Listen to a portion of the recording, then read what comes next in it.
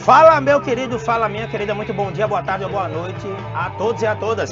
Vamos para a resolução das outras 5 questões. Você, em sala de aula, viu comigo da questão 1 até a questão 5 no nosso curso de férias. Vem comigo agora, que eu trabalharei para você, através de revisão também, a resolução das questões de 6 até 10, beleza?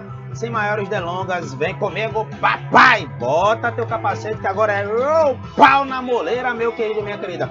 Tamo junto? É nós que heróis. Há uma musiquinha, daqui a pouco a gente volta. Vamos para a sexta questão, que é uma questão que fala sobre ecologia, uma questão relativamente fácil, que ela versa sobre ciclo biogeoquímico, né? E algo que eu adoro, que é sobre o tcharam, café! Cafeína pura, maravilhosa, um café quentinho, bem torrado. Opa, que maravilha! Deixa eu só aumentar aqui para vocês, para ter uma melhor. Peraí, aqui, botar aqui. Vou botar aqui, ficar grandão. Beleza, agora ficou. Beleza? Tranquilo? Então vamos lá. Esse resíduo contribui para a fertilidade do solo, pois, ou seja, fala sobre fertilidade do solo. Geralmente componentes orgânicos, por exemplo, restos de plantas, vegetais que nós nos alimentamos, como casca de batata, né? A da beterraba, resto de cenoura, você centrifugou para fazer um suco, você pode colocar no solo de um determinado tipo de vegetal, se você tem planta em casa, e vai alimentar de forma inorgânica. Cuidado, a alimentação dos vegetais, ela vem através da fotossíntese. Então seria uma questão muito boa, versando para você, será que resto de vegetal alimenta assim outros vegetais? Sim, isso pode aumentar a fertilidade do solo, porque favorece matéria orgânica para os decompositores e favorece matéria inorgânica diretamente para os próprios vegetais. A decomposição dessa matéria orgânica vai para o solo, que vai para os vegetais, e isso é maravilhoso, isso pode ser explorado. Se liga que vai cair no Enem. Vamos lá. A cada safra, a quantidade de café beneficiado é igual à quantidade de resíduos gerados pelo seu beneficiamento. O resíduo pode ser utilizado como fertilizante, pois contém cerca de 6,5% de pectina, um polissacarídeo, aproximadamente 25% de açúcares fermentáveis, eu não gosto de chamar muito de açúcar, né, que é glicídio, frutose, sacarose e galactose, bem como resíduo de alcaloides, compostos aminados, ou tem amina, pode ser utilizado, por exemplo, no ciclo do nitrogênio para os vegetais. Nesse ciclo nitrogênio, através dos decompositores micro-organismos ali, a gente tem rizóbio, bradyrrizóbio, tem a nitrosomonas, a nitrobacter e a pseudomonas, que fecha o ciclo, né, colocando nitrogênio de volta. Lembra? Rizóbio, bradyrrizóbio, fixação, N2A, amônia. Nitrosomonas, nitrobacter, ó, amônia para nitrito, nitrito para nitrato. Essa sequência, nitrosomoan e depois nitrobacter. Ambas aí são bactérias quimiosintetizantes. O nitrato é o principal fertilizante do vegetal. Entrou nitrato no vegetal, ele utiliza esse nitrato para poder promover enzima, proteína, base nitrogenada, os ácidos nucleicos em geral. Pseudomonas, beleza? Como a pseudomonas denitrificans, ela pega aquele nitrato que não foi absorvido pelo vegetal e vai converter em N2 molecular, fechando o ciclo. E ele fala aqui de compostos aminados que não foram extraídos no processo, voltam para o ambiente. Ou seja, essa borra de café, entre aspas, o material utilizado durante, né, o beneficiamento de retirada dessa bebida linda e maravilhosa que eu adoro que está aqui, a sua compostagem, o que sobra, a gente chama de torta do café, que vai entrar em contato com o solo, serve para a fertilização do solo. E a pergunta a ser feita é justamente essa. Esse resíduo, durante, né, a retirada do café, esse cafezinho maravilhoso, gostoso, delicioso, que eu tomo todos os dias, o resíduo dele, como é que ele contribui para a fertilidade do solo? Olha aqui a resposta, letra A. Letra A diz o seguinte, vem comigo. Possibilita a reciclagem de carbono e nitrogênio. Exatamente. Todas essas moléculas citadas no texto são moléculas carbonadas. E essas moléculas carbonadas servem tanto para a reciclagem no ciclo do carbono, através dos decompositores, bactérias e fungos, né, que vão entrar no processo de decomposição, como também vão entrar no processo do ciclo do nitrogênio, principalmente quando a questão cita aqui, ó, os alcaloides, que são compostos aminados, o que favorece a produção de aminoácido, proteína e enzima, favorece a produção, por exemplo, de base nitrogenada, nucleotídeo e DNA e RNA, que são os ácidos nucleicos. Questão muito boa, que fala sobre cadeia alimentar indiretamente, fala sobre nível trófico também indiretamente. Os decompositores ajudam a fazer com que exista essa reciclagem desse resíduo que foi retirado durante a produção do café. Já a questão de número 7, a gente volta a trabalhar a genética, e aí é uma questão de linkage. Ela não tem esqueleto de Enem, porque a pergunta fala, né? Assim assinale a alternativa correta. Mas eu vou revisar com vocês o assunto de linkage de Boa na Lagoa. Caiu só uma vez no Enem tradicional, que foi no ano de 2019. Ano de 2020, genética de populações, aquela soma do produto notável, né? A mais B ao quadrado. De boa? Vem comigo para linkage. Um cruzamento entre uma fêmea duplo heterozigota, Azão, Azinho, Bezão, Bezinho, com um macho duplo recessivo. Normalmente as questões de linkage são assim, tá? Um heterozigoto cruzando com o outro ou outra, todo o homozigoto recessivo ou dominante. Geralmente é recessivo. Revelou a seguinte proporção genotípica entre os descendentes, ó. 40% de heterozigoto, 40% de homozigoto recessivo, 10% de azão, azinho, bezinho, bezinho e 10% de azinho, azinho, bezão, bezinho. Opa, lembra? Se é linkage, aquela linkage incompleta, onde nós sabemos que tem, por exemplo, o crossing over, haverá a geração de 4 genótipos diferentes entre si, 2 com percentual alto, 2 com percentual baixo. Os de percentual baixo são genótipos gerados pelo crossing over, por aquela troca que existe entre as cromátides não irmãs de um mesmo par de cromossomo homólogo. Esta é a definição de crossing over que acontece lá no paquíteno da meiose 1, lembra? Meiose 1, prófase 1. Então lembre, ele poderia aqui perguntar, por exemplo, qual é a taxa de permuta, qual é a distância entre os dois genes elucidados, qual é a taxa de frequência, a frequência de permuta da questão. E você lembra muito bem, tem uma regra. A frequência de permuta, ou também poderia perguntar, a distância entre dois genes é a soma da frequência ou dos gametas recombinantes ou dos genótipos recombinantes. Professor, como é que eu tenho certeza quais são os genótipos recombinantes? Lembre, Thomas Hunt Morgan foi o pesquisador que contribuiu muito com a genética. Foi ele que desenvolveu que o crossing over é um evento, é um fenômeno que acontece em baixa taxa. Ele disse o seguinte: os gametas de menor proporção ou genótipos de menor proporção são aqueles que foram gerados a partir do fenômeno do crossing. São esses aí que vocês estão vendo, 10%. Logo, se a questão pedisse qual é a taxa de recombinação, ou qual é a taxa de permuta, ou a distância entre os genes A e B, ó, distância entre os genes A e B, o cálculo é o mesmo. É a soma das frequências recombinantes. Tá, professor? E quais as frequências recombinantes? As frequências que foram geradas pelo crossing over, sempre as mais baixas. Então, tudo isso aqui, taxa de recombinação, ou taxa de permuta, ou a distância entre os genes A e B, seria, ó, a soma de 10% mais 10%, ou seja, a taxa de recombinação, taxa de permuta, ou distância entre os genes A e B, seria 20%. De boa? Lembra disso? Maravilha? Então vamos para os índices analisar um a um. Ele quer o correto, letra A. Não há evidência que tenha ocorrido permutação na formação dos gametas. Tem. Se a linkage é incompleta, é aquela que tem 4 tipos de gametas ou 4 tipos de genótipos diferentes, 2A2, 2 altos e 2 baixos, os dois genótipos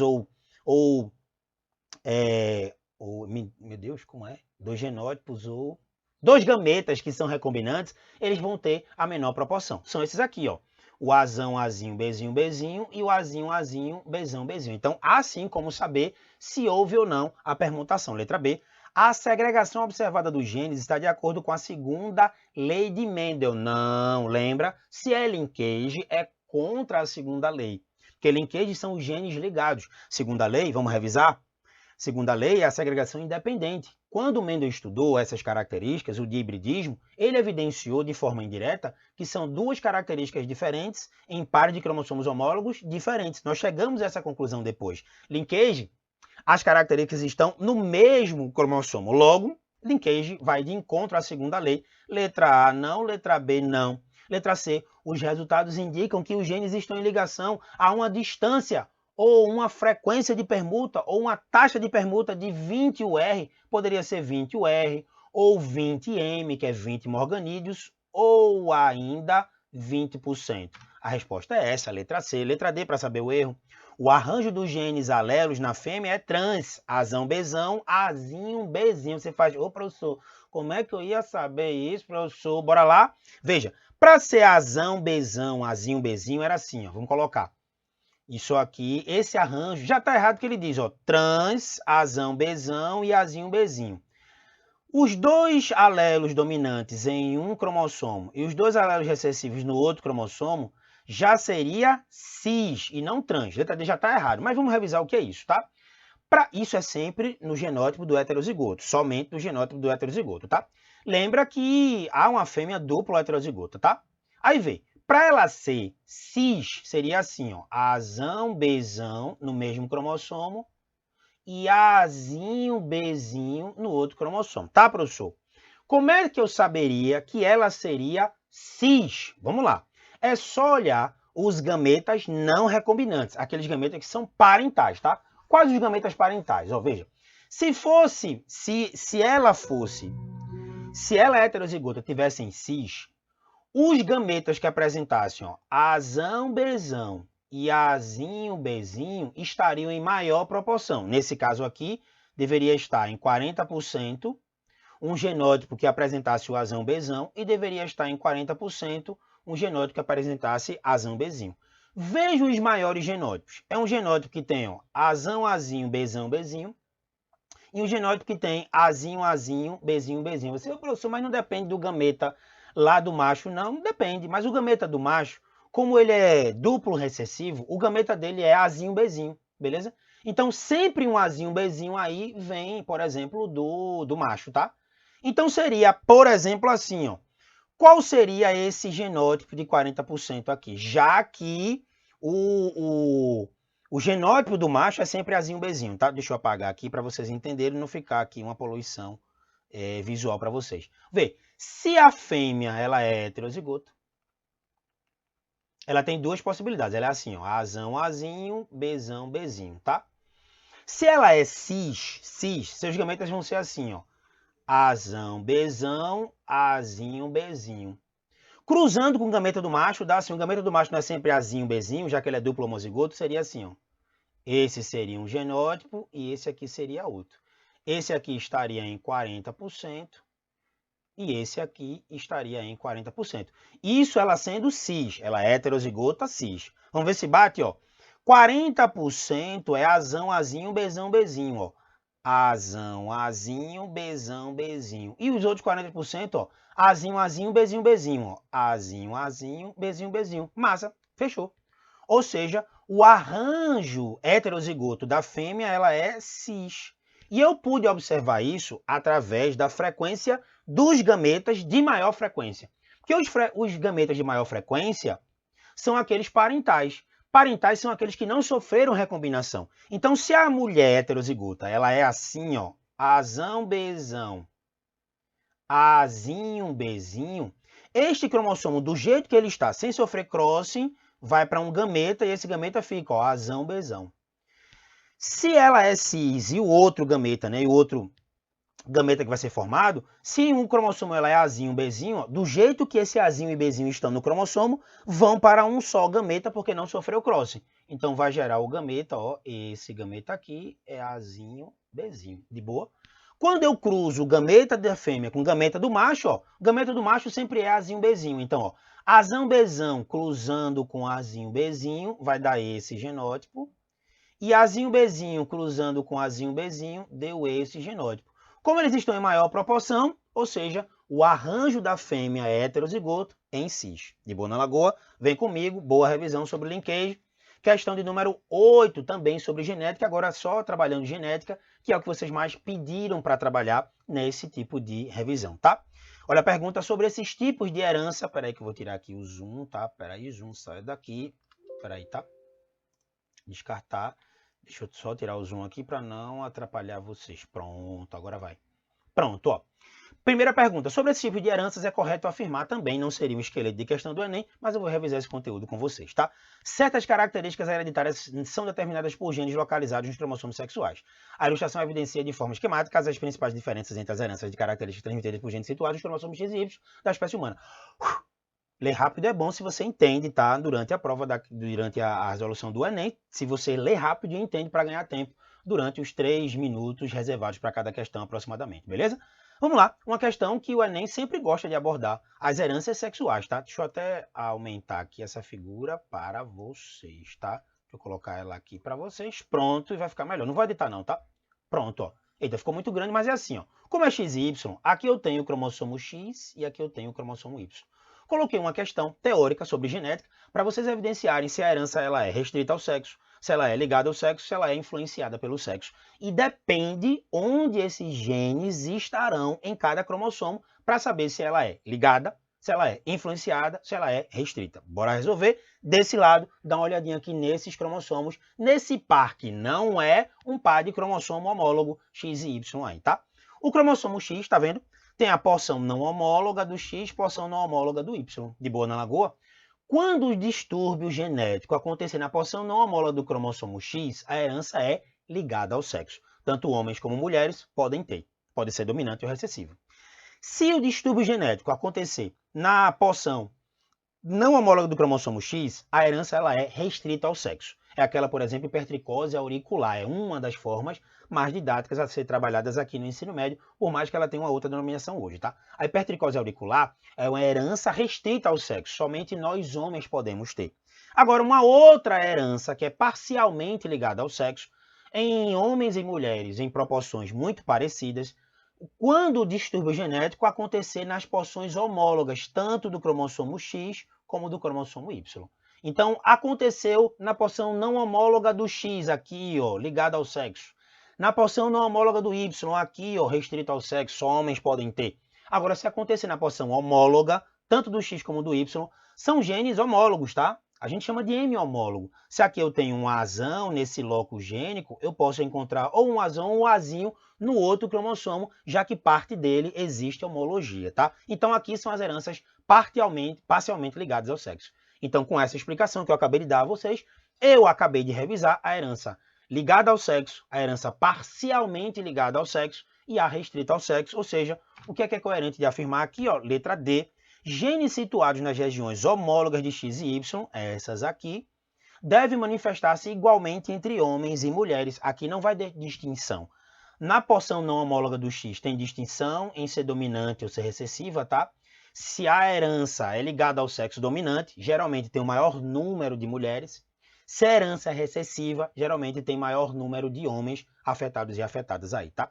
Analisando cada item, letra A, características transmitidas por genes situados na porção não homóloga de X são transmitidas aos filhos pelo pai. Não. O pai, na realidade, ele libera para os filhos homens o Y. Como o distúrbio é na porção não homóloga do X, um filho ele não tem uma herança ligada ao sexo por causa do pai, e sim vai se dever à mãe. Letra B, na herança ligada ao sexo, ou seja, porção não homóloga do cromossomo X, os genes localizam na região não homóloga de Y. Não, você já sabe qual é o correto. Letra C, genes situados na região não homóloga de X, beleza, devem manifestar-se com maior frequência em mulheres, já que possuem duas cópias dos alélos. Não depende. Ela se manifesta mais em mulheres quando a herança ligada ao sexo dominante. Agora, quando é recessiva, ela manifesta-se mais em homens do que em mulheres. Letra E, herança como a da hemofilia, herança ligada ao sexo, beleza, recessiva, é mais frequente em indivíduos do sexo feminino por serem hemizigotos. Não, como ela é recessiva, se é dominante, a maior frequência de manifestação é em mulheres, se é recessiva, a maior frequência de manifestação é em homens. Letra E, ele diz que é maior no sexo feminino e não é. A hemofilia, na realidade, é uma herança ligada ao sexo recessiva. Se é recessiva, ela se manifesta mais em homens do que em mulheres. Questão de número 9, uma questão de genética de populações, onde vamos evidenciar um cálculo sobre aquele produto notável da soma de A e B, tá? Aquele, né, ó, P ao quadrado mais 2 vezes P vezes o Qzinho mais Qzinho ao quadrado, tudo isso é igual a 1, ou ainda P mais Qzinho é igual a 1. P ao quadrado é a frequência dos indivíduos homozigotos dominantes, 2pq é a frequência dos indivíduos, né, do genótipo Azão-Azinho, e Q ao quadrado é a frequência do genótipo Azinho-Azinho. A frequência de todos os genótipos somados de uma população, segundo o equilíbrio de Ardt-Weinberg, seria 1. E P mais Q, P é a frequência do alelo Azão e Qzinho é a frequência do alelo Azinho. Também a frequência de dois alelos, a frequência do gene dominante e do gene recessivo em uma população, também vai dar 1. De boa na lagoa, pergunta. Sob essas condições, as frequências do alelo Azinho, ou seja, frequência de alelo Azinho, frequência de Q. e a de indivíduos homozigotos para esse alelo, ou seja, que é o quadrado, são respectivamente, vamos calcular, considere uma população hipotética de tamanho grande, isenta de pressões seletivas e os acasalamentos ocorrendo ao acaso, ou seja, são premissas, são pré-requisitos para que aconteça o equilíbrio de Hardy-Weinberg, e aí sim eu posso dizer que essas duas fórmulas elas são corretas e coerentes para esses atributos, para esses pré-requisitos, tá? Sobre essas condições, as frequências do alelo azinho e dos indivíduos homozigotos para esse alelo. Sabendo em que a frequência do alelo azão é 0,8. Acabou a questão, né? Ele deu o valor de azão, que é 0,8. 0,8 somado a um número é igual a 1. Tu já sabes que esse número é 0,2. Ou seja, a frequência de Q, que é a frequência do azinho, é 0,2. Pois 0,2 mais 0,8 vai dar 1. Então eu já sei, ó, que é ou letra D ou letra E. Excluo letra A, letra B, letra C, ou é letra D ou é letra E.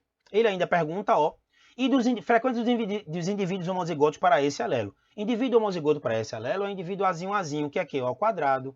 A fórmula de Q ao quadrado, na realidade, é o valor de Q elevado ao quadrado, ou seja, que vai dar a frequência de azinho, tá? Se Q é 0,2, ó, 0,2 ao quadrado. 0,2 ao quadrado, 2 vezes 2, 4, 0,0, vai dar 0,04. Esse é o valor da frequência de indivíduos recessivos, homozigotos recessivos do alelo. Resposta, letra E. De boa na Lagoa, questão simples, né? A questão cardiogênica das populações no ano de 2020, ela foi topada de cano de ferro, e aí eu apresentei uma questão mais simples para que vocês pudessem revisar. E a última questão, não menos importante, a questão muito boa. O aerodograma mostra uma incidência de anomalia, eita, eu tenho que ler aqui melhor, tá? De uma anomalia, deixa eu pegar aqui, tá? Deixa eu trazer para cá. Eu não vou editar não, tá, povo? Eu não vou editar não. Vai ficar assim do jeito que tá, porque editar perco muito tempo. De boa? Colocar para cá e colocar esse aerodograma menor. Pronto, agora vai ficar melhor para mim. Não vou editar, tá? Então bora lá. O aerodograma mostra uma incidência de anomalia genética em um grupo familiar. Beleza. Então, já batendo os olhos, ó, pais iguais com filhão diferente, dá indício de ser uma questão, de uma característica de um pedigree. Pedigree é o nome dessa genealogia, de serem pais dominantes homozigotos, pais dominantes heterozigotos e o filho é recessivo. O indivíduo representado pelo número 10, preocupado em transmitir o alelo para anomalia genética a seus filhos, calcula que a probabilidade dele ser portador desse alelo, ó, portador desse alelo, é o número 10, esse aqui, ó, portador do alelo. Veja, se eu jogar que esse pai é azão azinho e essa mãe é azão azinho, dá bem, né? Que essa menina é azinho azinho, né? Então eu vou calcular aqui. O cruzamento de dois heterozigotos vai dar, né? Azão, azão, 2 azão, azinho, que 1 azinho, azinho. A possibilidade de ele possuir o gene seria essa, ó. Ele é dominante. Como é que eu sei que ele é dominante? Eu chutei aqui que o dominante, por conta da prole, seria isso. Veja, o número de dominantes é maior, o número de recessivo é menor. Tá batendo com a herança, beleza? Autossômica recessiva. Uma herança que acontece, né? O distúrbio acontece em outros cromossomos que não sejam os cromossomos sexuais. Por isso, a herança autossômica. Cromossomos autossômicos, beleza?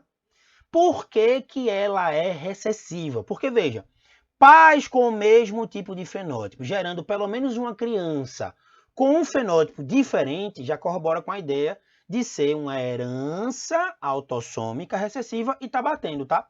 Só que veja que a pergunta é sobre o indivíduo 10. A possibilidade de ele portar o alelo. Veja, a questão já me diz que ele é dominante. Então, ó, qual é a possibilidade de esse indivíduo portar o alelo na realidade? Possibilidade dele portar o alelo. Possibilidade dele portar o alelo seria mais ou menos essa aqui. Aí você faz 67% de você portar o alelo. Por que 67%, professor? Veja, portar o alelo, veja que ele não é doente. Portar o alelo é ser dominante heterozigoto. Ou seja, o Gorospócio amostral ele é reduzido, tá? Ele não é recessivo. Por que eu sei que ele não é recessivo? Porque a questão está me dizendo, olha aqui, tá vendo que ele é branquinho? Então eu excluo, eu tiro do espaço amostral. Tirando do espaço amostral, existem duas possibilidades dele ser dominante e possuir o alelo dentre 3. Ou seja, a probabilidade final é igual a 2/3. 2/3 é aproximadamente 0,66, não é isso, né? 2/3 é 0,66, não é isso, né? O indivíduo representado pelo número 10, deixa eu até calcular aqui, não vou. Peraí, tá? Vou colocar aqui para vocês. 2 dividido por 3. 0,66, ou seja, 0,66 aproximadamente, tá? Ou seja, a probabilidade final deu 67%. De boa na lagoa? Então, por que eu excluí, professor, do Azinho, professor? Não entendi. É porque quando eu olho para o indivíduo 10, ele não é branquinho, ele não tem a possibilidade, ele não é, na realidade, acometido pela doença. E eu, Leandro, evidenciei que a doença ela é recessiva. Então, eu tiro do espaço amostral. Então, é assim, ó. Em ele sendo dominante, seria a pergunta, em ele sendo dominante, qual é a probabilidade de ele sendo dominante, porque a questão já disse, através do eletrograma, ele ser dominante é heterozigoto, ou seja, ser dominante e possuir o alelo para essa doença. São duas possibilidades entre 3, ou seja, é 2/3, que é igual a aproximadamente 0,66, bem aproximadamente 67%. Letra D de Deus para brilhantar a sua vida, para seguir no caminho de luz, de muita garra, de muito afinco, de muito descanso também, que passa bem quem treina bastante, quem descansa bastante. Queridos e queridas, muitíssimo obrigado pela atenção de todas e todas. Obrigado demais. Que Deus abençoe muito a vida de vocês. Valeu, queridos. É nóis, Queiroz.